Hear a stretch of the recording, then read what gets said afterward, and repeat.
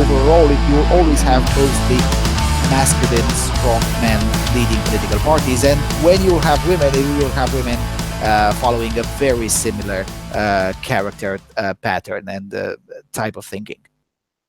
Yep.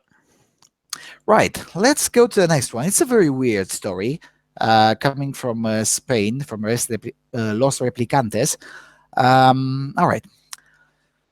The homosexual young man accused of raping a woman is in prison now.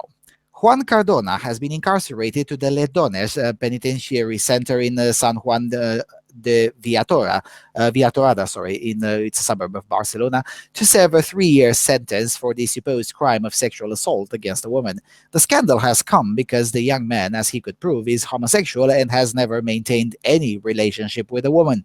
The incarceration was enforced during the afternoon of this Tuesday, April the 18th.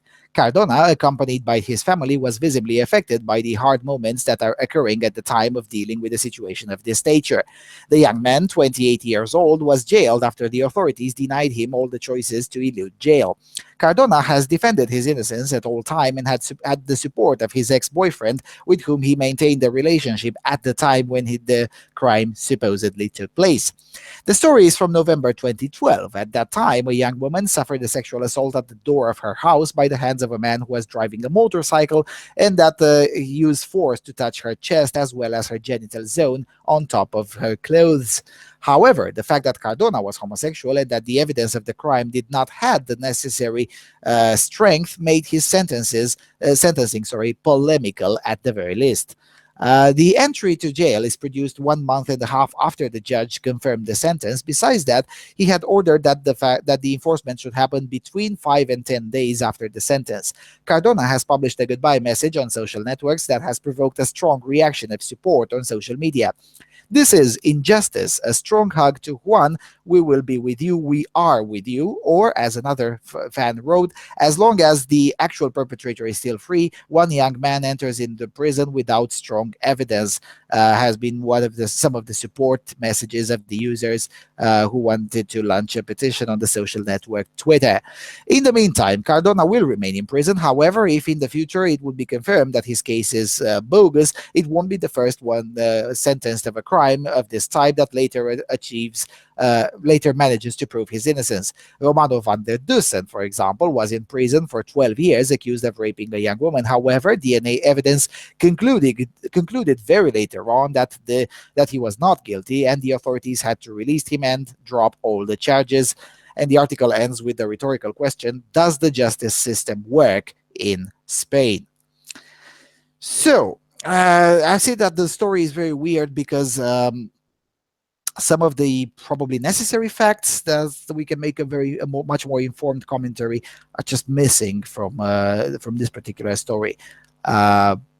Nevertheless, I mean, I don't think it is necessarily a strong enough case that, oh, the dude is gay. I'm sorry, being a fag, that just doesn't mean you're automatically not guilty of touching a lady's breasts. Yeah, as far as I've read it, it's also the case that that this young man doesn't actually own a motorcycle or a motorcycle driver's license, and the fact that he was said to be on a motorcycle before he assaulted her, that raises further doubts as to his guilt, and it just seems like there isn't any sort of solid evidence of him being guilty at all. It's just that this woman identified him as the perpetrator, and apparently that's good enough for the Spanish legal system. Yeah. Also, it's interesting that as far as I do understand it, he was sentenced for rape, yet the crime as described in the most of the stories that I found, and yes, of course, I've looked into other articles as well, is better described as sexual assault rather than rape. So there's that. I mean, Spanish justice system. This is the country that enforced one of the most retarded laws ever existent in Western history, the gender violence law, if you remember, that established Yep. separate courts just to listen and believe women. I mean, this is the same country. I mean, yeah, sure, they finally got away, at least for a while, of that particular insane law. But nevertheless, these are the same judges. Is the same apparatus. So the wider retardation is there to stay, and will probably take another generation or maybe even two to uproot that particular type of insanity from the legal system. Uh, it's interesting to me that it makes a much bigger impression on social media, the fact that this dude is gay, rather than other facts, such as you said, he doesn't own a motorcycle. Things that could definitely be much stronger arguments that the case is probably bogus than the fact that he's gay. I mean, as far as I'm concerned, the fact that he's gay is not relevant enough. Yeah, and it's also like, how do you actually prove that you're gay? Yeah, Like, the, maybe he's just bisexual. I mean, okay, he's with a man, okay, but he might be bisexual. yeah. And statistically speaking, it's much more likely to be bisexual, because most of the people who engage in alternative sexualities, they tend to eventually become sort of bisexual. There are very few individuals, both men and women, who are definitely gay. That's just very much rarer than the LGBT lobby would have you believe. So yeah, this is why I'm not convinced at all by the argument that, oh my God, he's gay. Yeah, so the argument that he doesn't own a motorcycle, now that's a strong argument that the case might be bogus. That definitely sounds like something very.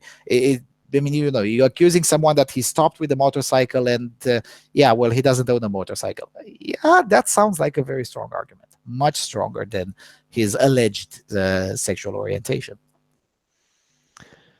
Yeah, but the unfortunate thing is that quite often a woman just has to like point her finger at you, say that this was the man who assaulted me, and then there is at least a decent chance that you will actually get convicted, even though there is no actual evidence. Then there's even exculpatory evidence. Mhm.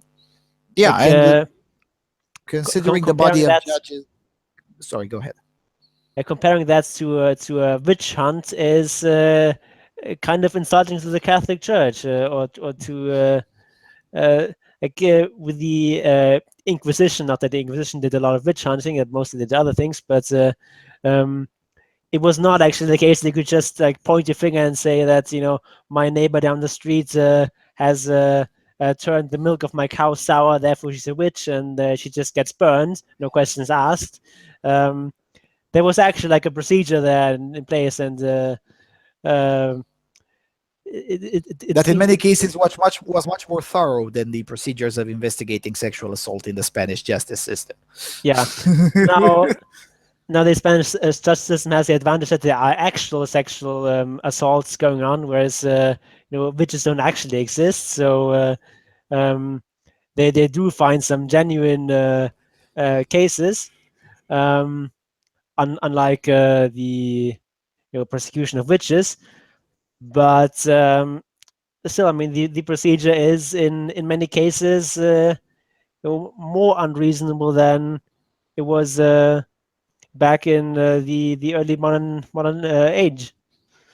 Yeah, It's quite sad. uh, yeah, I know a dude who routinely argues that the inquisitorial justice system is the best. Now, I disagree with that premise, but compared to how the justice system in Spain behaves itself now in such cases, maybe a return to the Spanish Inquisition would be a step forward, because at the very least, the Inquisition would conduct much more thorough investigations. Um, in cases of, let's say, blasphemy. So now the Holy Grail is not blasphemy; is the Holy Grail is sexual assault. Maybe if they would investigate it the way the Inquisition used to do it, it would definitely be at least marginally better than the way they do it now. Because at the very least, the Inquisition wouldn't automatically believe anyone who would file a complaint of blasphemy.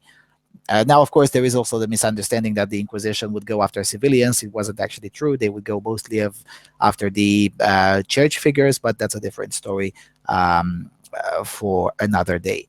But Also, yeah, go we ahead. shouldn't conflate the Spanish Inquisition with the Inquisition in general, because Spanish Inquisition was like not actually under direct control of the Pope, but actually under control of the Spanish monarch, and was sort Yes. of its separate thing. And uh, most of the things that the Spanish Inquisition did were not actually approved of by the Pope or by the Church in Rome. And Yes. um, compared to what the sort of regular Inquisition did, the Spanish Inquisition was quite a bit worse. And also, like, most Yes. of what they did was not going after witches. It was mostly about um, going after people who were secretly Jews or Muslims after they were expelled from Spain. And a lot of Jews and Muslims converted to Catholicism, and the Spanish Inquisition tried to ferret these people out who were actually not like true converts, but just um, said they were Catholic so they could remain in Spain, but then practice their own religion in secret, and that's what they meant after mostly. Yeah.